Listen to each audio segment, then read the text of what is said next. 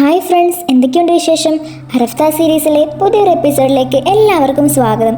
Channel ഇതുവരെ subscribe ചെയ്ത് കാണുന്നുണ്ടെങ്കിൽ തീർച്ചയായിട്ടും സബ്സ്ക്രൈബ് ചെയ്യുക, ലൈക്ക് ചെയ്യുക, ഷെയർ ചെയ്യുക, കമൻറ്റ് ചെയ്യുക. അപ്പം നമുക്ക് വൈകിപ്പിക്കാതെ തന്നെ നേരെ നമ്മുടെ എപ്പിസോഡിലേക്ക് പോയാലോ. എപ്പിസോഡിൻ്റെ തുടക്കം തന്നെ കാണിക്കുന്നത് അതേഷിനെയും മേർജിനെയാണ്. അവർ രണ്ടുപേരും കൂടി ഒന്നും നോക്കാതെ നേരെ താഴേക്ക് എടുത്ത് ചാടുകയാണ്.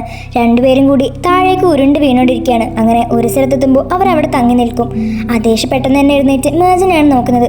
നിനക്ക് എന്തെങ്കിലും സംഭവിച്ചോ എന്ന് ചോദിക്കുമ്പോൾ മേർജിന് ഒത്തിരി ടെൻഷനായി അതേഷിനോട് ചോദിക്കും, അതേഷ് നിനക്കൊന്നും സംഭവിച്ചില്ലല്ലോ, എനിക്ക് ഒരുപാട് പേടിയാവുന്നുണ്ട്, നിനക്ക് വല്ലതും പറ്റിയോ? ഇത് കേൾക്കുമ്പോൾ അതേഷും പറയും, ഇല്ല മേർജൻ, എന്നെക്കുറിച്ച് ആലോചിച്ച് നീ പേടിക്കേണ്ട ആവശ്യമില്ല, എനിക്കൊന്നും സംഭവിച്ചിട്ടില്ല, നിന്നെക്കുറിച്ച് നീ ആലോചിച്ച് പേടിക്കേണ്ട, കാരണം ഞാൻ നിന്റെ കൂടെ ഉള്ളപ്പോൾ നിനക്കൊന്നും സംഭവിക്കില്ലെന്ന് അതേഷ് മേർജനെ സമാധാനിപ്പിക്കും. അതിനുശേഷം അവരെല്ലാവരും കൂടി ഇവരെ ഷൂട്ട് ചെയ്യാൻ തുടങ്ങും. അവർ രക്ഷപ്പെടാൻ പാടില്ലെന്ന് പറഞ്ഞ് അവർ അതേഷിനെ മേർജനെയും തുര ഷൂട്ട് ചെയ്തുകൊണ്ടിരിക്കുകയായിരിക്കും. ഇതെല്ലാം കാണുമ്പോൾ അതേഷും മേർജനും കൂടി അവിടെ നിന്നും ഒരു വലിയ പാറയുടെ സൈഡിലേക്ക് മാറിയിരിക്കും. അതേഷ് മേർജനെ ചേർത്ത് പിടിച്ചിരിക്കുകയാണ്. ഒരു കാരണവശാലും മേർജനൊന്നും സംഭവിക്കാൻ അതേഷ് സമ്മതിക്കില്ല. മേർജനാണെങ്കിൽ അതേഷിനെ കുറിച്ച് ആലോചിച്ച് നല്ല ടെൻഷൻ ഉണ്ട്. അങ്ങനെ കുറച്ചു നേരം അതേഷും മേർജനും കൂടി ഒരു പാറയുടെ സൈഡിലായിട്ട് മറിഞ്ഞിരിക്കും. പക്ഷേ അവരാണെങ്കിൽ ഇവര് വെടിവെച്ചുകൊണ്ടേ ഇരിക്കുകയായിരിക്കും. അതുകൊണ്ട് തന്നെ അതേഷ് മേർജനോട് പറയും, നീ കുറച്ചു നേരം ഇവിടെ തന്നെ മറിഞ്ഞിരിക്കണം, ഇവിടുന്ന് അനങ്ങാൻ പാടില്ല, ഞാൻ പെട്ടെന്ന് മുകളിലേക്ക് പോയി തിരിച്ചു വരാം. പക്ഷേ അതേഷിനെ മേർജൻ വിടില്ല. ഇല്ല അതേഷ്, നീ ഇപ്പം എവിടേക്കും പോകണ്ട, നീ അവിടേക്ക് പോയി കഴിഞ്ഞാൽ അവർ നിന്നെ കൊല്ലും, അതുകൊണ്ട് നീ ഇപ്പം ഇവിടെ തന്നെ ഇരുന്നു. പക്ഷേ അതേഷ് അതിന് സമ്മതിക്കില്ല. മേർജൻ, നീ ഒരു കാരണവശാലും പേടിക്കാതിരിക്കുക, ഞാൻ നിന്റെ കൂടെ ഇല്ലേ, അവരെന്നെ ഒന്നും ചെയ്യില്ല, ഞാൻ എത്രയും പെട്ടെന്ന് തന്നെ ഇങ്ങോട്ട് തന്നെ തിരിച്ചു വരും, ഞാൻ നിനക്ക് പ്രോമിസ് ചെയ്തു തരാണ്. പക്ഷേ നീ ഇവിടുന്ന് എവിടേക്ക് ഇറങ്ങി പോകാൻ പാടില്ലെന്ന് പറഞ്ഞ് മേർജൻ അവിടെ തന്നെ ഇരുത്തി അതേഷ് മുകളിലേക്ക് പോകാൻ നിൽക്കും. പക്ഷേ നസീറിൻ്റെ ആൾക്കാർ അപ്പോഴും അവിടെ ഷൂട്ട് ചെയ്തുകൊണ്ടിരിക്കുകയായിരിക്കും. അപ്പോഴാണ് പെട്ടെന്ന് അൺഎക്സ്പെക്റ്റഡ് ആയിട്ട് നമ്മുടെ ജമാൽ അങ്ങോട്ട് വരുന്നത്. അവനൊരു കുഴപ്പമുണ്ടായിരുന്നില്ല, അവൻ കുറച്ചു നേരം ഒന്ന് മയങ്ങിപ്പോയെന്നുള്ളൂ. അവൻ അവിടെ നിന്ന് എഴുന്നേറ്റ് ഗണ്ണും കൊണ്ട് അവിടെ അടുത്തേക്ക് വരും. അവിടെ ഉള്ളവരൊക്കെ അവൻ ഷൂട്ട് ചെയ്ത് താഴേക്കിടും. പക്ഷേ അതിലൊരുത്ത് മാത്രം ബാക്കി നിൽക്കുമ്പോഴായിരിക്കും അവൻ്റെ കയ്യിലുള്ള ഗണ്ണിൽ ബുള്ളറ്റ് എല്ലാം തീർന്നു പോകും. അത് കാണുമ്പോൾ അതിലൊരാൾ പറയും, ഇനി നീ എന്താ ചെയ്യാൻ പോകുന്നത്, എൻ്റെ കയ്യിൽ ഗണ്ണുണ്ട്, ഇപ്പം തന്നെ നിന്റെ കാര്യം ഞാൻ തീർത്തരാന്ന് പറഞ്ഞ് അയാൾ ജമാലിനെ കൊല്ലാൻ വേണ്ടി നിൽക്കുകയായിരിക്കും. അപ്പോഴാണ് അതേഷ് അവിടെ നിന്ന് വരുന്നത്. അതേഷ് അയാളുടെ പിറകിലൂടെ വന്ന് അയാൾ അടിച്ച് താഴെയിടും. അതും കൂടി ആകുമ്പോൾ അയാൾ അവിടെ ബോധം കെട്ടി വീഴും. അതിനുശേഷം അതേഷ് ഓടി വന്ന് ജമാലിനെ കെട്ടിപ്പിടിക്കും. നിനക്ക് കുഴപ്പമൊന്നുമില്ലല്ലോ. അങ്ങനെ അവർ പരസ്പരം കണ്ട സന്തോഷത്തിൽ അവിടെ നിൽക്കുമ്പോഴാണ് മേർജൻ അവിടേക്ക് ഓടി വരുന്നത്. അവൾ ഓടി വന്ന് അതേഷിനെ കെട്ടിപ്പിടിക്കും. അതേഷ്, നിനക്ക് കുഴപ്പമൊന്നുമില്ലല്ലോ? ഇല്ല, എനിക്ക് കുഴപ്പമൊന്നുമില്ലെന്ന് പറഞ്ഞ് അതേഷ് അവളെ തിരിച്ച് കെട്ടിപ്പിടിക്കും. അവർ രണ്ടുപേരും ഹഗ് ചെയ്ത് കഴിഞ്ഞ് മേർജൻ ജമാലിനോട് ചോദിക്കും, ജമാൽ നിനക്ക് കുഴപ്പമൊന്നുമില്ലല്ലോ? ഇത് കേൾക്കുമ്പോൾ ജമാലും ഓക്കെ ആണെന്ന് പറയും. അതിനുശേഷം അതേഷ് പറയും, നമുക്ക് ആർക്കും ഒരു കുഴപ്പമില്ല, ഞാൻ നിന്നോട് അവിടെ തന്നെ ഇരിക്കാൻ പറഞ്ഞല്ലേ, എന്നിട്ട് നീ എന്തിനാ ഇവിടേക്ക് വന്നത്? ഇത് കേൾക്കുമ്പോൾ മേർജൻ ഒന്നും പറയില്ല. അവളുടെ കണ്ണ് മൊത്തം നിറഞ്ഞിരിക്കുകയായിരിക്കും. അത് കാണുമ്പോൾ അതേഷ് അവളുടെ കണ്ണിലൊക്കെ തുടച്ചു കൊടുക്കും. പേടിക്കണ്ട, ഞാനിപ്പോൾ നിന്റെ കൂടെ തന്നെ ഇല്ലേ, ഇനി ഒന്നും സംഭവിക്കില്ലെന്ന് പറഞ്ഞ് വീണ്ടും അവർ കെട്ടിപ്പിടിക്കും. പിന്നീട് കാണിക്കുന്നത് അവരുടെ വീടാണ്. വീട്ടിലാണെങ്കിൽ മുസൈന് വലിയൊരു കോളക്കം തന്നെ സൃഷ്ടിച്ചിട്ടുണ്ടാവും. ഇതിനെല്ലാത്തിനും കാരണം ഹൈദറും അവരുടെ ഫാമിലിയാണെന്ന് പറഞ്ഞ് അവരുടെ ആൾക്കാരെല്ലാം വെച്ച് അവരെ ടോർച്ചർ ചെയ്തുകൊണ്ടിരിക്കുകയായിരിക്കും മുസൈനെ. അപ്പോഴാണ് അവിടേക്ക് അതേഷും ജമാലും മേർജനും വരുന്നത്. അത് കാണുമ്പോൾ അവർക്ക് ഒത്തിരി സന്തോഷമാവും. മേർജൻ നേരെ അവളുടെ അച്ഛൻ്റെ അമ്മയുടെ അടുത്തേക്ക് ചെല്ലും. അതേഷിൻ്റെ ജമാലിൻ്റെ അടുത്തേക്ക് ആസ്ലിയും മുസൈനും വരും. അതേഷിൻ്റെ കയ്യിലെ മുറിവും ജമാൽ ആകെ ടയർഡായിരിക്കുന്നത് കാണുമ്പോൾ അവരാകെ ടെൻഷനാവും. അപ്പോഴാണ് മേർജൻ ഒരു കാര്യം ശ്രദ്ധിക്കുന്നത്. ഹൈദറിൻ്റെ നെർമിൻ്റെ അടുത്ത് അവരുടെ ആൾക്കാർ നിൽക്കുന്നുണ്ടാവും, അതായത് മുസൈൻ്റെ ആൾക്കാർ. അവരുടെ കയ്യിലാണെങ്കിൽ ഗണ്ണുണ്ടാവും. അത് കാണുമ്പോൾ അവൾക്ക് മനസ്സിലാവും ഇവർ ഇത്രയും നേരം ഇവരുടെ അച്ഛനെയും അമ്മനെയും ഭീഷണിപ്പെടുത്തി നിൽക്കുകയായിരുന്നു, അതായത് ടോർച്ചർ ചെയ്തുകൊണ്ടിരിക്കുകയായിരുന്നു ഇവരെ കാണാത്തതിൻ്റെ പേരിലെന്ന്. അത് കാണുന്നതുകൊണ്ട് തന്നെ മേർജൻ പറയും, മതി, നിങ്ങൾ എന്തിനാണ് ഇങ്ങനെയൊക്കെ ചെയ്യുന്നത്? ഇതിനെല്ലാത്തിനും കാരണം എൻ്റെ അച്ഛനാണെന്ന് നിങ്ങളോട് ആരാ പറഞ്ഞത്? നിങ്ങൾ എപ്പോഴും ഞങ്ങളുടെ ഫാമിലി എന്തിനാണ് ഇങ്ങനെ ബുദ്ധിമുട്ടിപ്പിക്കുന്നതെന്ന് മേർജൻ മുസൈനോട് ചോദിക്കും. ഇത് കേൾക്കുമ്പോൾ മുസൈനും പറയും, ഇതിനെല്ലാം കാരണം നിൻ്റെ അച്ഛനെയാണ്, ഞങ്ങൾക്ക് നന്നായിട്ട് അറിയാം, എൻ്റെ മക്കളാണ് ഇവർ രണ്ടുപേരും, ഇവർക്ക് എന്തെങ്കിലും സംഭവിച്ചാൽ അതല്ല അതിനപ്പുറം ഞങ്ങൾ ഹൈദറിന് കൊടുക്കുമെന്ന് മുസൈൻ പറയും. അങ്ങനെ അവരെല്ലാവരും കൂടി തമ്മിൽ ഒരു വലിയ പ്രശ്നം അവിടെ ഉണ്ടാവുമായിരിക്കും. അപ്പോഴാണ് അതേഷ് വന്ന് ആ പ്രശ്നങ്ങളെല്ലാം നിർത്താൻ പറയും. അതിനുശേഷം അതേഷ് മേർജനോട് പറയും, മേർജൻ നീ പാകം വയ്യാണ്ടിരിക്കല്ലേ, നീ പോയി കുറച്ച് റെസ്റ്റ് എടുക്കുക, റൂമിലേക്ക് പോയിക്കോ എന്ന് പറയും. അത് കേൾക്കുമ്പോൾ മേർജൻ അവിടെ നിന്നും പോകും. മുസൈനോടും ആസ്ലിയോടും നേരെ സ്റ്റഡി റൂമിലേക്ക് പോകാനും പറയും. അതിനുശേഷം അവിടെ ജമാലും അതേഷും മാത്രമേ ഉണ്ടാവുള്ളൂ. അവർ രണ്ടുപേരും കൂടി കുറച്ച് നേരം അവിടെ ഇരുന്ന് സംസാരിക്കും. ഇതിനുശേഷം അതേഷ് ജമാലിനോട് റെസ്റ്റ് എടുക്കാൻ പറഞ്ഞ് അവിടെ നിന്നും പോവായിരിക്കും. അപ്പോഴാണ് ജമാൽ അതേഷിനോട് പറയുന്നത്, നിന്നെ കണ്ടുപിടിക്കാൻ നമ്മൾ ഏറ്റവും കൂടുതൽ സഹായിച്ച ആൾ ആരാണെന്നറിയാം, അത് മേർജൻ തന്നെയാണ്. നീ എന്നും വരുന്ന സമയത്ത് നിന്നും കുറച്ചൊന്ന് വൈകിയപ്പോഴേക്കും അവൾ ഇവിടെ കിടന്ന് ആകെ നട്ടം തിരിയായിരുന്നു. അവൾ എൻ്റെ അടുത്ത് നിന്ന് കുറേ കാര്യങ്ങൾ സംസാരിച്ചു. പക്ഷേ നീ ഇതുപോലെ സാധാരണ വൈകാറൊക്കെ ഉണ്ടല്ലോ എന്ന് വിചാരിച്ച് ഞാനത് വലിയ കാര്യമാക്കിയില്ല. പക്ഷേ മേർജൻ എപ്പോഴും നല്ല ടെൻഷൻ ഉണ്ടായിരുന്നു. അവളാണ് ഇവിടെ നിന്റെ പേരിൽ ഇത്രയും വലിയൊരു പ്രശ്നം ഉണ്ടാക്കി ഒടുവിൽ നിന്നെ അന്വേഷിച്ച് ഞങ്ങൾ വരാൻ കാരണം വരെ അവളാണ്. സത്യം പറഞ്ഞാൽ നിന്റെ കാര്യത്തിൽ ഞാൻ കുറച്ചുകൂടി കെയർഫുൾ ആവണമായിരുന്നു. ഇത് കേൾക്കുമ്പോൾ അതേഷ് ജമാലിനോട് പറയും, ഇല്ലടാ, നീ അതൊന്നും ആലോചിച്ച് വിഷമിക്കാതെ, ഇതിലിപ്പം നിന്റെ തെറ്റെന്താ? ഇതിലെല്ലാ തെറ്റും ചെയ്തിരിക്കുന്നത് ആ നസീറും അവൻ്റെ ടീമും തന്നെയാണ്. എനിക്ക് ഒരു കാര്യം നല്ല ഉറപ്പുണ്ട്, ഇതിനെല്ലാത്തിനും പിറകിൽ ആ നസീർ തന്നെ ആയിരിക്കും. അപ്പം നീ നസീറിനെ അവിടെ കണ്ടായിരുന്നോ എന്ന് ജമാൽ ആദേശിനോട് ചോദിക്കും. ഇല്ല, ഞാൻ അവനെ കണ്ടിട്ടില്ല, കാരണം അവനെൻ്റെ കണ്ണ് കെട്ടിയിരുന്നു. പക്ഷേ എനിക്ക് അവനെ അവിടെ സെൻസ് ചെയ്യാൻ കഴിഞ്ഞു. അവനൊന്നും സംസാരിച്ചിട്ടോ ഞാൻ അവനെ കണ്ടിട്ടോ ഒന്നുമില്ല. പക്ഷേ ഇതെല്ലാം പിറകിൽ അവൻ തന്നെയാണ്. അവനവിടെ വന്നിട്ടുണ്ടായിരുന്നത് എനിക്ക് നല്ല ഉറപ്പാണ്. ഇതെല്ലാം ആ ഹൈദറും നസീറും കൂടി ചെയ്ത കാര്യങ്ങളായിരിക്കുമെന്ന് ആദേശ് അവനോട് പറയും. എന്തൊക്കെയാണെങ്കിലും ആ മേജർ നിന്നെ കണ്ടുപിടിക്കുന്നതിന് മുമ്പ് എനിക്ക് നിന്നെ കണ്ടുപിടിക്കാൻ പറ്റിയില്ലല്ലോ എന്നുള്ള ഒരു ചെറിയ കുറ്റബോധം മാത്രമേ എനിക്കുള്ളൂ എന്ന് ജമാൽ ആദേശിനോട് പറയും. അത് കേൾക്കുമ്പോൾ ആദേശം പറയും, എന്തായാലും നമ്മൾ വിചാരിക്കുന്ന പോലെ ഒന്നല്ല മേജർ. എന്നെ തല്ലാൻ വന്നവരൊക്കെ മേജർ എത്ര ഫാസ്റ്റായിട്ടാണ് തല്ലി താഴെ ഇട്ടത്. അതെല്ലാം നീ കാണാമായിരുന്നു. ഇത് കേൾക്കുമ്പോൾ ജമാൽ ആകെ ഷോക്കാവും. പിന്നീട് കാണിക്കുന്നത് മേജനെയാണ്. അവൾ ആദേശ് ആ റൂമിലേക്ക് വരാൻ വേണ്ടി വെയിറ്റ് ചെയ്തിരിക്കുകയാണ്. അപ്പോഴാണ് അവർ അങ്ങോട്ട് വരുന്നത്. ആദേശ്, എന്തൊക്കെ ഇവിടെ നടക്കുന്നത്? നീ കണ്ടതല്ലേ അടി വെച്ച് സംഭവിച്ച കാര്യങ്ങളെല്ലാം? എന്തിനാണ് മുസൈന ആൻറ്റി ഇങ്ങനെ കാര്യങ്ങൾ വഷളാക്കുന്നത്? അവരെന്തിനാണ് എല്ലാ കാര്യങ്ങളും എൻ്റെ അച്ഛൻ്റെ പേരിൽ തന്നെ ഇടുന്നത്? അമ്മയ്ക്ക് ചിലപ്പോൾ അവരുടെ 2 മക്കൾക്കും ഇതുപോലെ സംഭവിച്ചപ്പോൾ ആകെ ടെൻഷൻ ആയതുകൊണ്ടായിരിക്കും അങ്ങനെയൊക്കെ ചെയ്തു കൂട്ടുന്നത്. പക്ഷെ സത്യം പറഞ്ഞാൽ അമ്മ ചെയ്യുന്നതിൽ അങ്ങനെ വലിയ തെറ്റുണ്ടെന്ന് എനിക്ക് തോന്നുന്നില്ല. ഇതെന്താ ആദേശ്, നിങ്ങളും അങ്ങനെ തന്നെ പറയാണോ? എൻ്റെ അച്ഛനാണ് ഈ കാര്യങ്ങളൊക്കെ ചെയ്തതെന്നാണോ നിങ്ങളും പറയുന്നത്? നിങ്ങളും നിങ്ങളുടെ ഫാമിലി എന്താ എപ്പോഴും ഞങ്ങളെ ഇങ്ങനെ കുറ്റപ്പെടുത്തിക്കൊണ്ടിരിക്കുന്നത്? ഇല്ല മാജൻ, നിന്നെ ഇവിടെ കുറ്റം പറഞ്ഞിട്ടില്ല. ഞാൻ നിന്റെ അച്ഛനാണ് പറഞ്ഞത്. നോക്ക് മാജൻ, ഇപ്പം നീ ഇതൊന്നും ആലോചിച്ച് വിഷമിക്കേണ്ട ആവശ്യമില്ല. ഇതൊന്നെങ്കിൽ നിന്റെ അച്ഛൻ അല്ലെങ്കിൽ മറ്റൊരാൾ ആരാണെങ്കിലും അവർക്ക് ഇതിനുള്ള ശിക്ഷ ഞാൻ കൊടുത്തിരിക്കും. ഇതിപ്പോൾ ഞാൻ മാത്രമല്ലല്ലോ, നീയും കൂടി കണ്ടതല്ലേ അവിടെ വെച്ച് സംഭവിച്ച കാര്യങ്ങളെല്ലാം.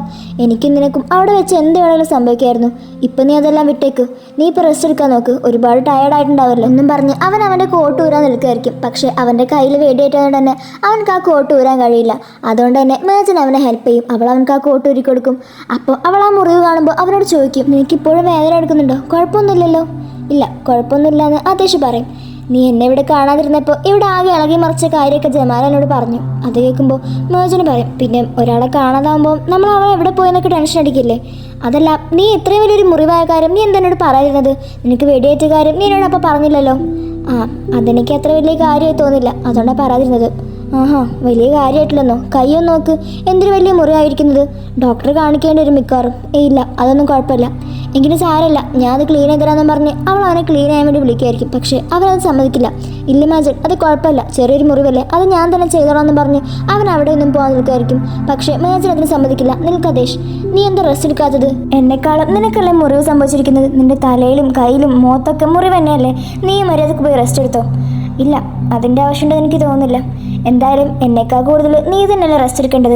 എന്തായിരുന്നു അവിടെ വെച്ച് ആൾക്കാരൊക്കെ അടിച്ചിടല്ലായിരുന്നു. അതുകൊണ്ട് തന്നെ നീ ഒരുപാട് ടയർഡായി കാണുന്നുള്ള കാര്യത്തിലൊരു സംശയമില്ല. അതുകൊണ്ട് ഇപ്പം എന്നേക്കാൾ കൂടുതൽ നിനക്ക് അറസ്റ്റ് വേണ്ടെന്ന് പറഞ്ഞ് അവൻ അവിടെ നിന്നും പോകും. പിന്നീട് കാണിക്കുന്നത് നസീറിനെ ഹൈദറിനെയാണ്. ഹൈദറാണെങ്കിൽ നസീറിനെ ഓരോ കുറ്റം പറഞ്ഞുകൊണ്ടിരിക്കുകയാണ്. നീയൊക്കെ എന്താണ് ചെയ്തത്? നീ ഇത്രയൊക്കെ ചെയ്തു വെച്ചിട്ടും അതിൻ്റെ എല്ലാ കുറ്റങ്ങളും എനിക്കാണല്ലോ കിട്ടുന്നത്. ഒരു കാര്യം മര്യാദക്ക് ചെയ്തതുമില്ല, എന്നിട്ട് കുറ്റങ്ങളെല്ലാം എനിക്ക് കിട്ടുന്നുണ്ട്. നിനക്കറിയാം അവരെല്ലാവരും ഇപ്പം എന്നെ ഈ കാര്യത്തിൽ കുറ്റപ്പെടുത്തിക്കൊണ്ടിരിക്കുന്നത്. അത് കേൾക്കുമ്പോൾ നസീറും പറയും, നിങ്ങൾ അവരെല്ലാവരും കുറ്റപ്പെടുത്തുന്നെങ്കിൽ അത് കണക്കായി പോയി. അതെല്ലാം നിങ്ങൾ കേൾക്കേണ്ടി വരും. അല്ലാതെ നിങ്ങളതെല്ലാം എൻ്റെ തലയിട്ടാൽ പിന്നെ നിങ്ങൾക്ക് ഇതുവരെ ചെയ്തു തരാൻ ഞാൻ ഉണ്ടാവില്ല. എന്തൊക്കെ വന്നാലും നിങ്ങൾക്ക് എന്നെ തന്നെ ഡിപ്പെൻഡ് ചെയ്യേണ്ടി വരും. അതുകൊണ്ട് ഈ കാര്യങ്ങളെല്ലാം നിങ്ങളിപ്പോൾ അതങ്ങ് സമ്മതിക്കുന്ന നല്ലത്.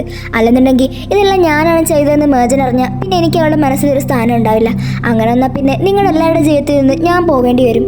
അതാകുമ്പോൾ പിന്നെ നിങ്ങൾക്ക് ഒരിക്കലും എന്നെ ഡിപ്പെൻഡ് ചെയ്യാൻ കഴിയില്ല. നിങ്ങൾ ഒറ്റയ്ക്ക് തന്നെ അങ്ങ് ജീവിക്കേണ്ടി വരും. ആദേശക്ക് 2-3 ദിവസം കഴിഞ്ഞാൽ ഇവിടെ നിന്ന് ഇറങ്ങിപ്പോകും. പിന്നെ നിങ്ങൾക്ക് എൻ്റെ സഹായം തന്നെ വേണ്ടി വരും. ആ കാര്യം നല്ലോണം ആലോചിച്ചെന്ന് പറഞ്ഞ് നസീർ അവിടെ നിന്നും പോകും. പിന്നീട് കാണിക്കുന്നത് ആദേശിനെയും ജമാലിനെയും ആസ്ലിയും മുസൈനെയാണ്. അവർ 4 പേരും കൂടി അവിടെ സംസാരിച്ചുകൊണ്ടിരിക്കുമ്പോഴാണ് നസീർ അതിലൂടെ പോകുന്നത് ആദേശ് കാണുന്നത്.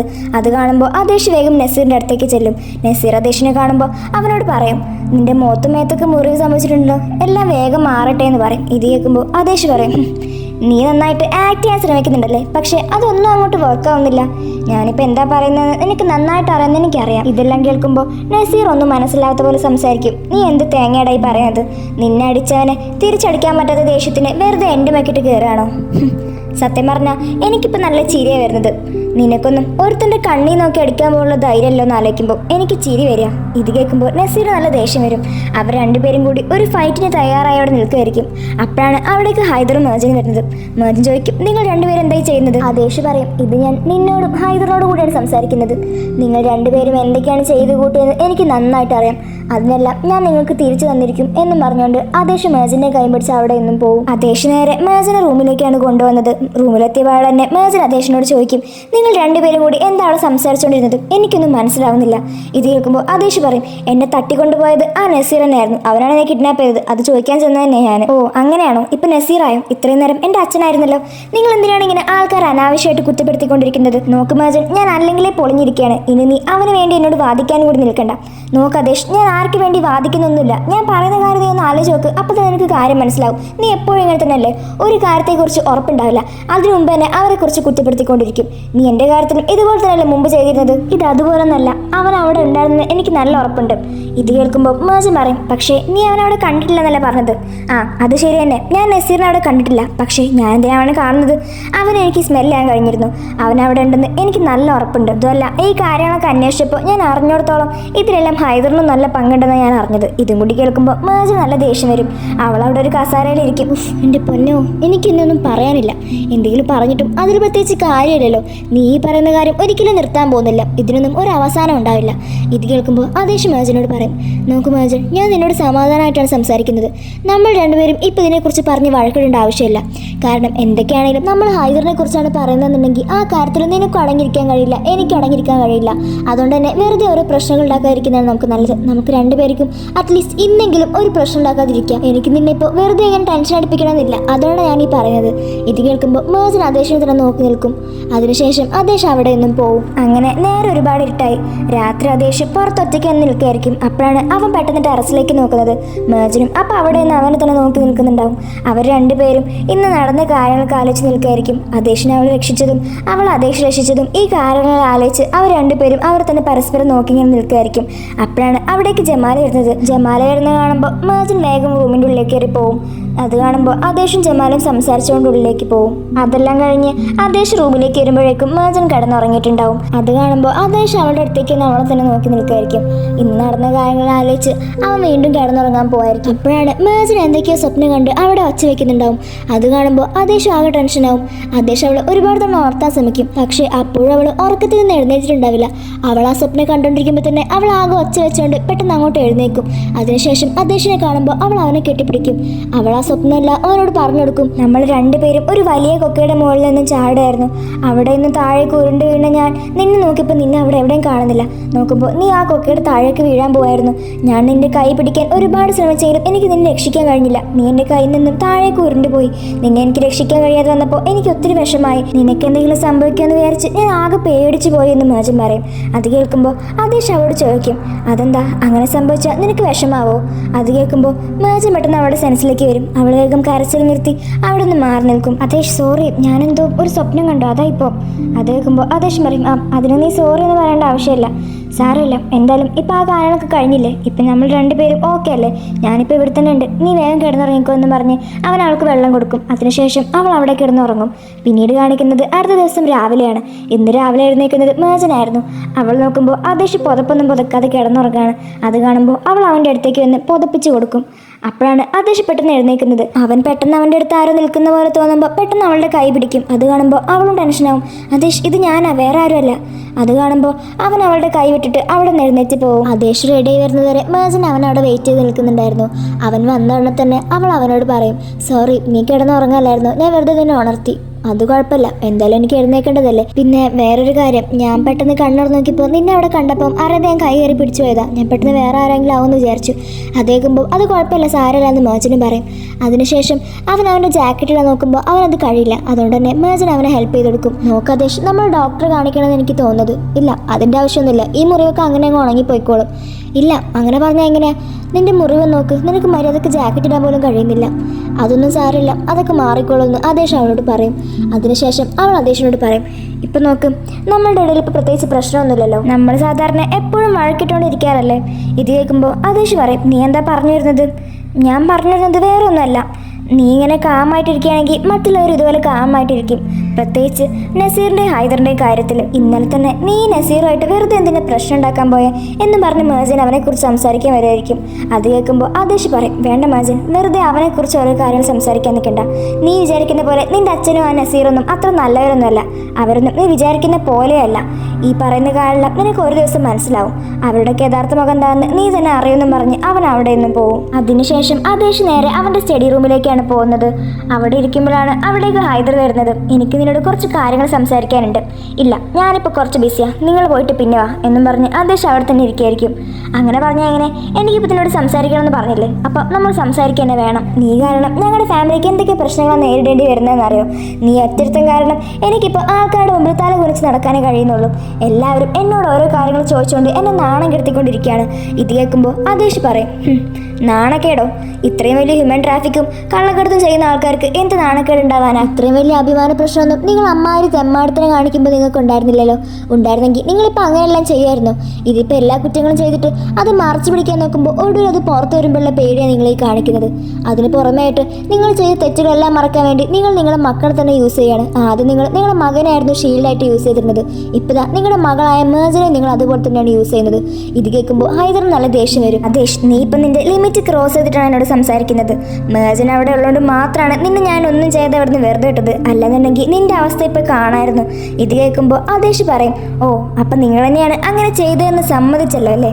ഇത് കേൾക്കുമ്പോൾ അവന് പെട്ടെന്ന് നസീർ പറഞ്ഞ കാര്യങ്ങളെല്ലാം ഓർമ്മ വരും. അവൻ തന്നെയാണെന്ന് സമ്മതിക്കാൻ വേണ്ടി നസീർ ഹൈദറിനോട് പറഞ്ഞിട്ടുണ്ടായിരുന്നല്ലോ.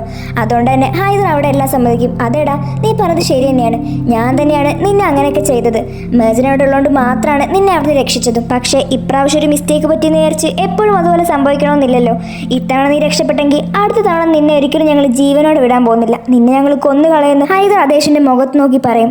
പക്ഷേ ഇതിൻ്റെ എല്ലാം പുറകിലായിട്ട് മേജൻ ഇതെല്ലാം കേട്ടുകൊണ്ട് അവിടെ നിൽക്കുന്നുണ്ടായിരുന്നു. അവൾ ആ റൂമിലേക്ക് വന്നപ്പോൾ ഈ കാര്യങ്ങളെല്ലാം അവൾ കേട്ടു. ഇതെല്ലാം കേട്ട് അവൾ ആകെ ഷോക്കായി നിൽക്കുകയാണ്.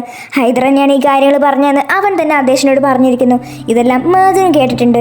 ഇതെല്ലാം കൂടി കാണിച്ചുകൊണ്ട് അറഫ്ത സീരീസിലെ 41ാമത്തെ എപ്പിസോഡിൽ അവസാനിക്കുകയാണ്. ഇനി എന്തൊക്കെയാണ് സംഭവിക്കാൻ പോകുന്നതെന്ന് നമുക്ക് വൈകാതെ തന്നെ അടുത്തൊരു എപ്പിസോഡിൽ കാണാം. അപ്പോൾ ഈ ഒരു എപ്പിസോഡ് എല്ലാവർക്കും ഇഷ്ടപ്പെട്ടു എന്ന് വിചാരിക്കുന്നു. ഈ എക്സ്പ്ലനേഷൻ ഇഷ്ടപ്പെട്ടവരെല്ലാവരും തീർച്ചയായിട്ടും ലൈക്ക് ചെയ്യാനും ഷെയർ ചെയ്യാനും സബ്സ്ക്രൈബ് ചെയ്യാനും കമൻറ്റ് ചെയ്യാനും മറക്കരുത്. നമ്മുടെ വീഡിയോസ് ഡെയിലി കാണുന്നവരും നമ്മുടെ ചാനൽ സപ്പോർട്ട് ചെയ്താണ് കാണുന്നത്, അതായത് നിങ്ങൾ സബ്സ്ക്രൈബ് പോലും ചെയ്താണ് നമ്മുടെ ചാനലിലെ വീഡിയോസ് എല്ലാം കാണുന്നത്. അല്ലെങ്കിൽ അതിന് പകരമായിട്ട് നിങ്ങൾ നമ്മുടെ ചാനലൊന്ന് സബ്സ്ക്രൈബ് ചെയ്ത് സപ്പോർട്ട് ചെയ്യാൻ മറക്കരുത്. നിങ്ങൾ തന്നെ നോക്കിയാൽ കാണാം, ഒരു 3 ദിവസമൊക്കെ ആകുമ്പോൾ നമ്മുടെ വീഡിയോസ് 4K അല്ലെങ്കിൽ 3K എങ്കിലും ആവുന്നുണ്ട്. അല്ലെങ്കിൽ ചുരുങ്ങിയ ഒരു 2K എങ്കിലും വ്യൂസ് നമുക്ക് കിട്ടുന്നുണ്ട്. പക്ഷേ അവരാരും നമ്മുടെ ചാനൽ സബ്സ്ക്രൈബ് ചെയ്താണ് കാണുന്നവർ. അതിൽ പകുതി പേര് മാത്രമേ നമ്മുടെ ചാനൽ സബ്സ്ക്രൈബ് ചെയ്ത് കാണുന്നവരുള്ളൂ. സബ്സ്ക്രൈബ് ചെയ്ത് കാണുന്നവരോട് എൻ്റെ നന്ദി ഞാൻ എൻ്റെ ഹൃദയത്തിൽ നിന്ന് നിങ്ങൾ അറിയിക്കുകയാണ്. അപ്പോൾ അടുത്തൊരു അടിപൊളി എപ്പിസോഡ് നമ്മൾ വീണ്ടും വരുന്നതായിരിക്കും. അതുവരെ ബായ്.